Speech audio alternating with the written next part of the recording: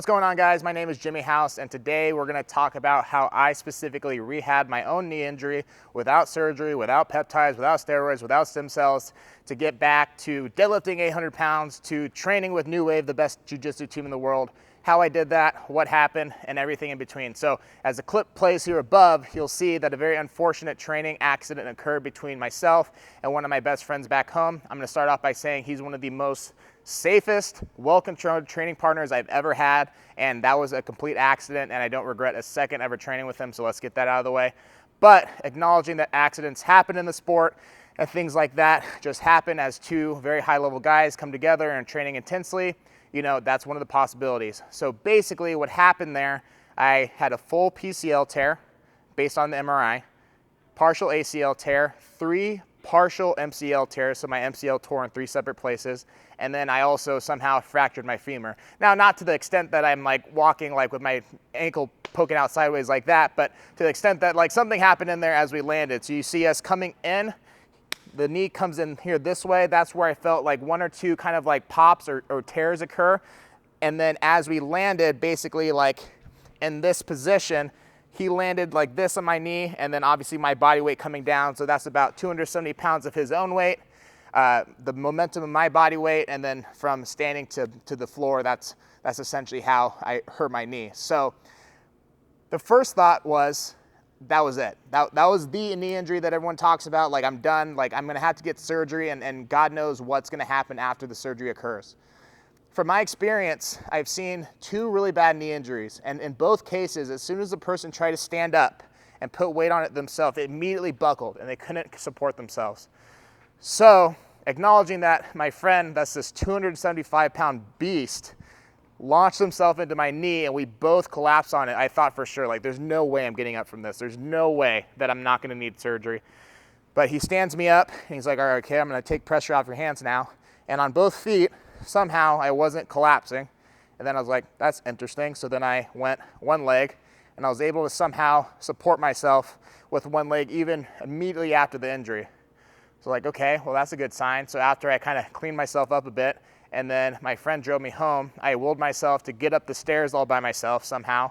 And then that's generally where the day after that, and the next few days, became tougher because that's where the adrenaline wore off, the stiffness kicked in, you name it. But in my head, though, because of all the stuff that I've done for myself, my clients, specifically in the world of like ATG and knees over toes guy, I took those basic principles, took the level that I was at right before the injury, and did an extreme regression, going from doing super heavy sled work to essentially just walking backwards, which is what we're going to talk about in the video. So in the video, what we're going to show is all the exercises I did nearly in order to heal my knee without surgery. I'm going to talk about some of the roadblocks I hit and how I overcame those. And I'm also going to touch on some of the new nuances of rehab that I learned along the way outside of the ATG movements that also paid a huge dividend in me getting back to 100%. Hope you guys enjoy the video. So one of the other things that I used to help with the rehab first was voodoo floss. Now, I know you guys have a lot of people in the past that have talked about it, that have used it. Unfortunately, we don't have one today, but I'll basically kind of walk you guys through what I did. So voodoo floss is essentially a really thin band that acts as like knee wrap, essentially, like you would for heavy squats.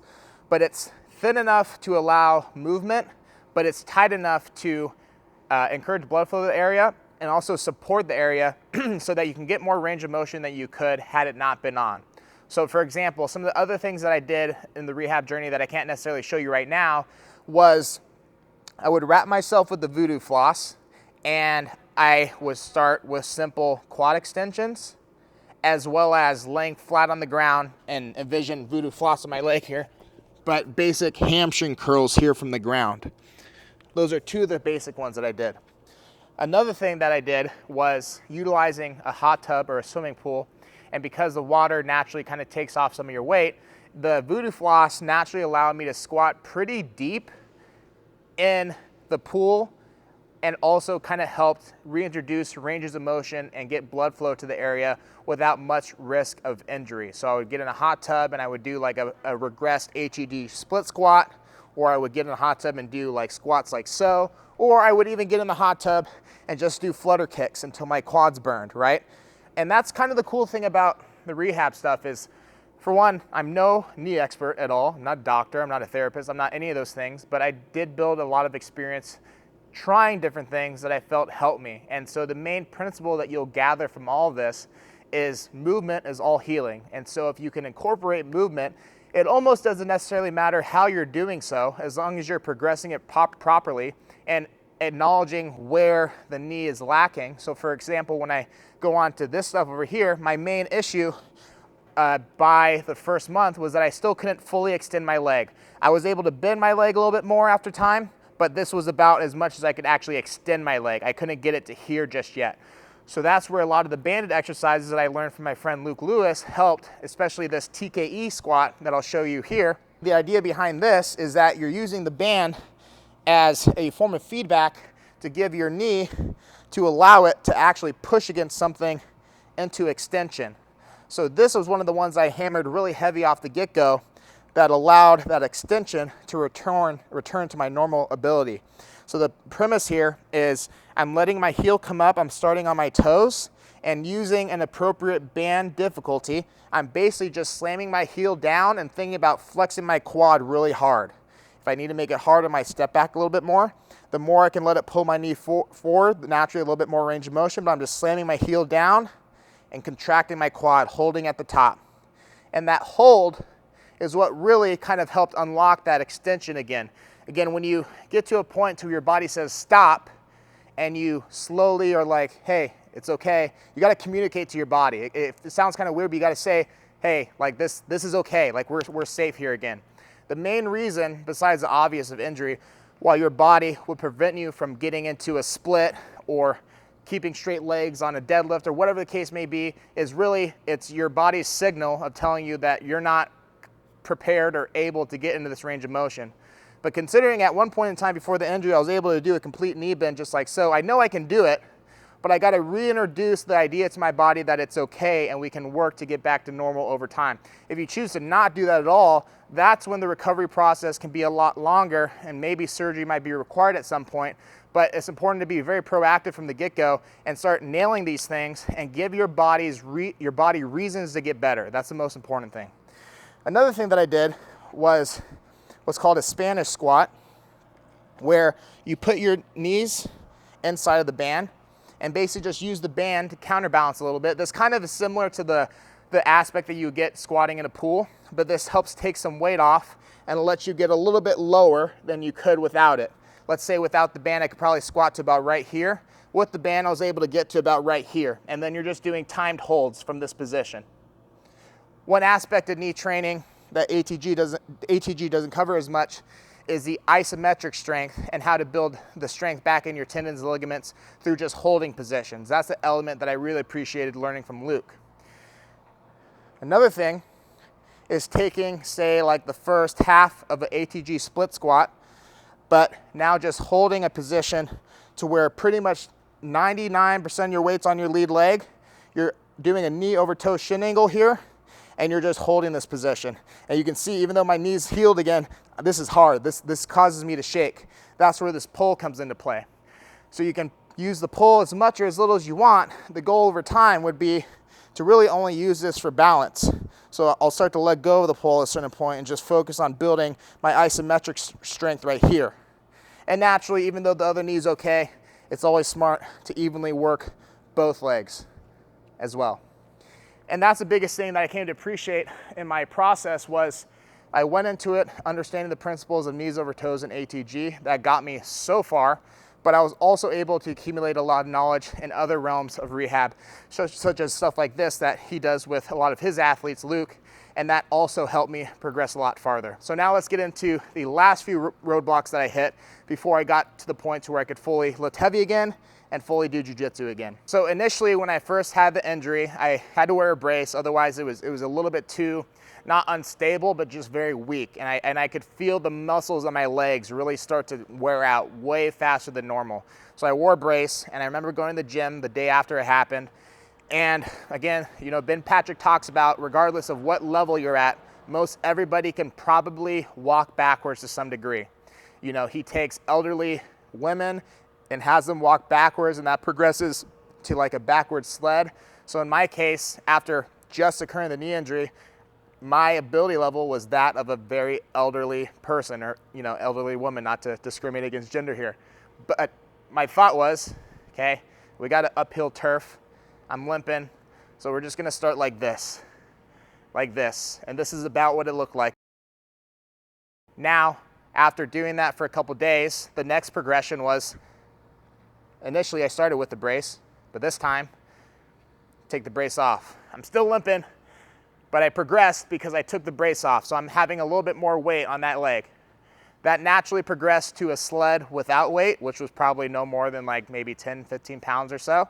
And then I progressed that week after week, and I noticed my strength in the sled came back really fast.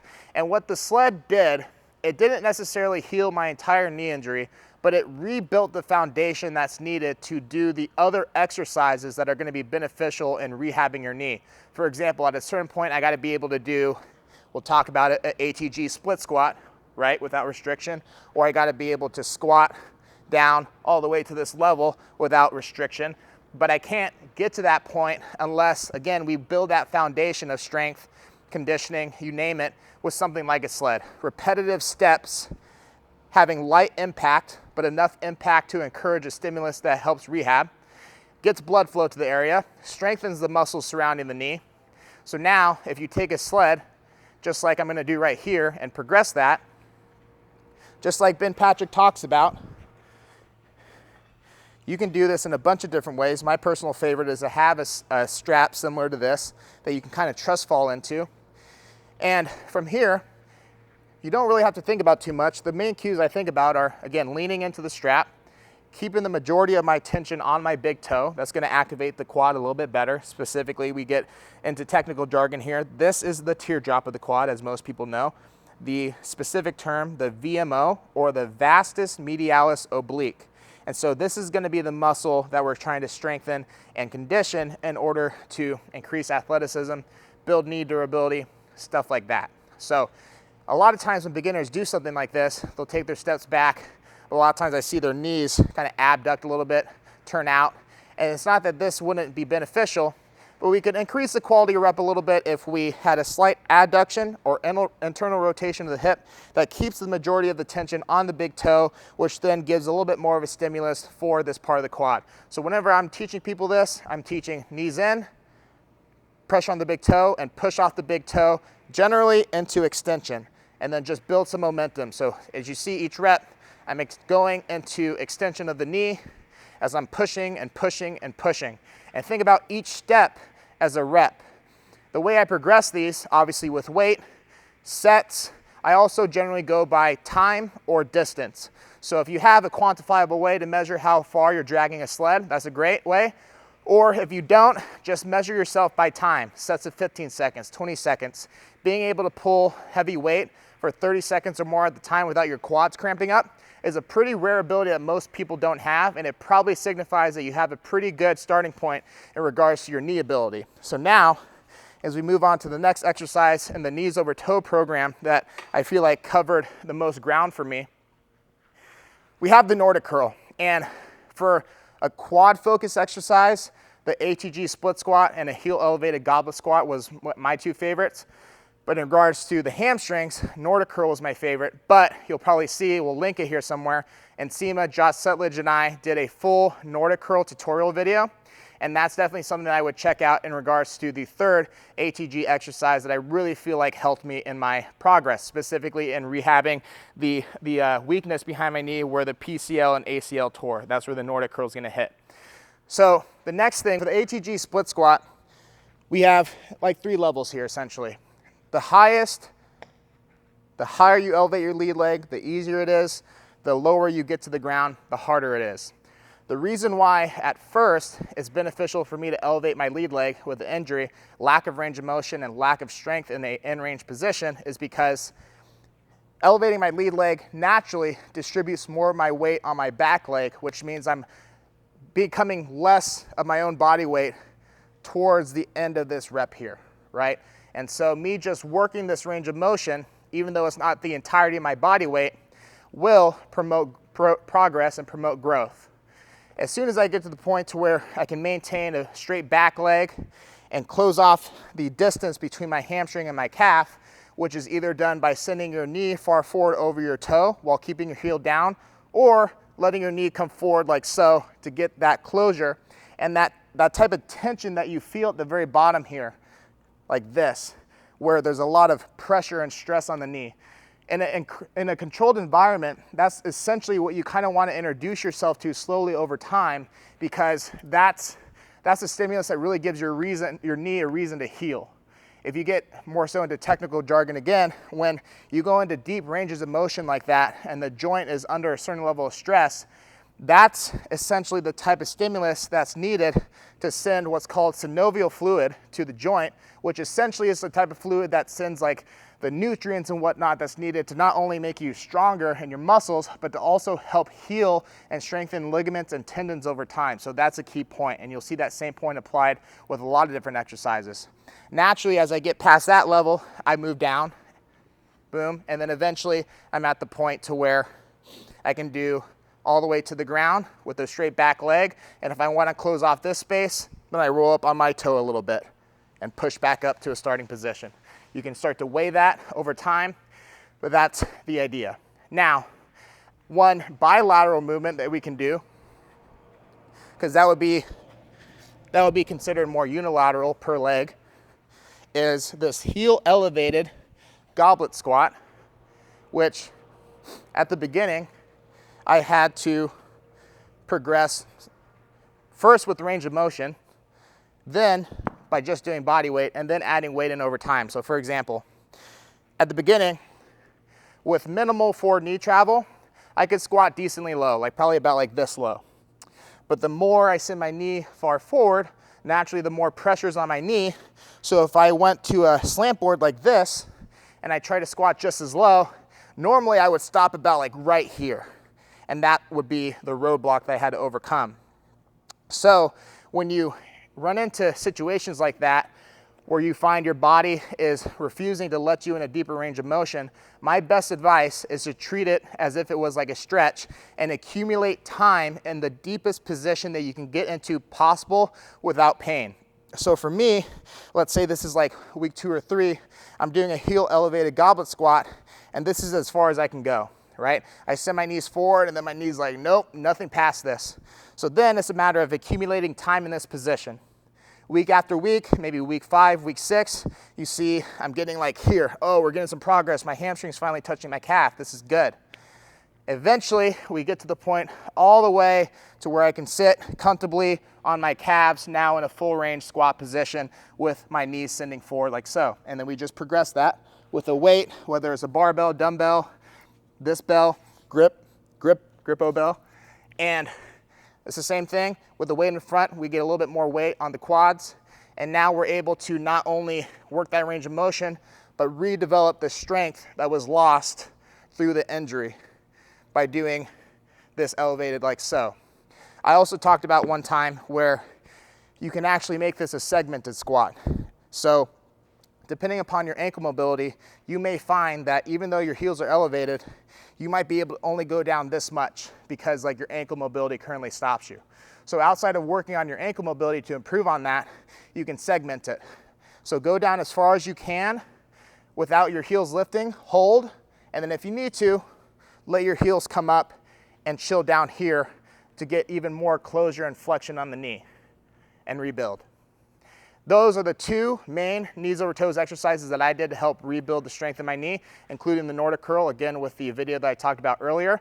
What we're gonna do next is talk about some of the banded rehab exercises that I did, taught to me by Luke Lewis, that also helped bring full range of motion back to the knee. Even through all the exercises that we've talked about, I still ran into some roadblocks at the end that made me very concerned on whether or not I would ultimately have to get surgery to return to my athletic capability. And so a lot of the things I ran into, specifically now going back to the Nordic curl, even as my knee progressed in range of motion and the pain went away and the strength came back, if I tried to do a Nordic curl, that was the one that I saw the least amount of progress in, despite the fact that I was still attempting to do it once or twice a week. And so that concerned me a lot because I knew the full PCL tear was one of those things where if you look it up online, it says that, you know, if the knee is able to stabilize itself, then you may not always need surgery, and the PCL is one of those that doesn't necessarily need surgery if it's fully torn. It's one of the few that doesn't. But I was afraid that I would be on the other end of that spectrum where I would ultimately need it, and I felt that because of the fact that I couldn't go down in the Nordic curl without feeling extreme tightness behind my knee, I thought that maybe I would be one of those cases.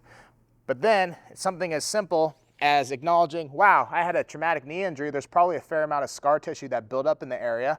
What if I just try to break apart that through myofascial release, some of that scar tissue, and see if that does anything? So I had my awesome girlfriend at home, Lawson, just take a lacrosse ball or something similar to this and just basically just dig in behind my knee where I felt the knot was the tightest. For example, there was like a knot like right here that at the touch was very, very tender. It's like, oh, that's an issue. So then I just started every single day digging into it, whether it be myself or Lawson.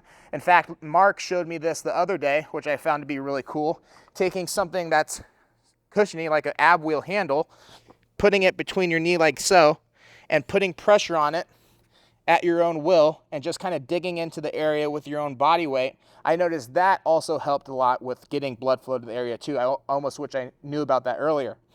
But the main idea here is, when an injury occurs, especially something like that, there's probably a fair amount of scar tissue that builds up, right? And sometimes that scar tissue, just like in other areas, can prevent certain functions or certain ranges of motion. And I was just kind of ignorant to that, acknowledging like, oh, well, if I just do knees over toes movements, then that's going to get me there. And it did. And if I kept doing it, even as persistent as I was, I probably would have still made it.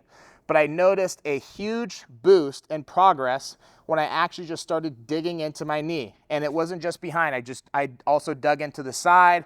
I dug in up front with where a lot of the inflammation was, to the side here where the MCL tore, like right underneath the VMO. There's really no limit, in my opinion, to what you can break apart over there. And, you know, at a certain point, if you start with that and do nothing, that probably won't do much to fix the issue. But in my case, after I kind of laid the groundwork of all the other rehab movements, doing something like that helped rejuvenate a lot of my progress again. So that was huge. So just digging in and spending time each and every day breaking apart scar tissue. Now, the last part of the knee rehab process that I haven't really covered yet was, one, if you're a jiu-jitsu athlete or any athlete for that matter, starting to microdose your sport. So for example, with jiu-jitsu, when I moved to Austin, Texas, and I started with my new team, New Wave, I would go about 2 times a week if I felt good, 3. And I would separate like 1 day on, 2 days off, 1 day on, 2 days off, microdose. And being in that environment added a stimulus that helped allow me to rehab and get readjusted to a lot of the jiu-jitsu specific positions and movements that would be hard to replicate otherwise. Another thing on top of that too is just acknowledging that jiu-jitsu being a decently high impact sport, right, is grappling. There's an element of, say, impact that you have to kind of get reaccustomed to in order to also get yourself back to full capabilities of the knee. So one thing that I didn't really pay much effort into during the majority of the process until the very end was just my ability to jog, my ability to run, my ability to jump, my ability to land, right? I said this on the podcast, but if you had me climb up to the Empire State Building and jump off, when I land, I will probably die and I will probably blow out my knee. However, if I started off the knee injury and just said, I'm going to jump off this 1 inch and land on my bad leg, boom, here. Maybe at first it's like, oh, that's weak. But over time, this becomes something that you can actually build up. Now maybe you just start doing timed reps like this, nice and easy on a pad, nice and easy. Over time, you start to jump, jump, jump, and test your ability to brace impact on that leg. Because jiu-jitsu wise, you know, especially if I'm taking a quick shot like so, I got to be able to move in multiple directions and quickly. And that's sometimes hard to replicate if you're just doing static split squats or curls. If you're an athlete and you're trying to rebuild your knee, the elements of your sport, in my opinion, at a certain point in your rehab process have to be reintroduced. And again, I'm no expert on sports performance or anything like that.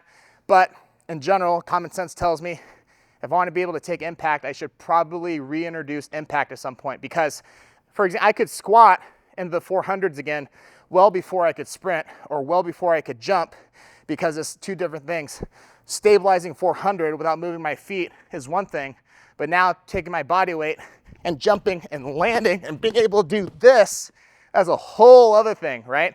And that's another thing to progress. So in short, I showed you guys pretty much almost everything that I did leading up to where I'm at now, and also the roadblocks that I experienced.